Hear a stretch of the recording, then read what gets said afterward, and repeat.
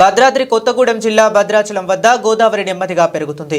మహారాష్ట్రలో కురుస్తున్న భారీ వర్షాల కారణంగా పెద్ద ఎత్తున వరద నీరు గోదావరిలో కలుస్తుండటంతో భద్రాద్రి వద్ద గురువారం మధ్యాహ్నం నుండి మళ్లీ పెరిగింది. శుక్రవారం ఉదయం 11 గంటలకు 33 అడుగులకు పెరిగింది. సాయంత్రం 5 గంటలకు 37 అడుగులకు చేరుకుంది. భద్రాద్రి పుణ్యక్షేత్రంలో భక్తులు పవిత్ర స్నానం ఆచరించే స్నానఘట్టాలు గోదావరి నీటిలో మునిగిపోయాయి.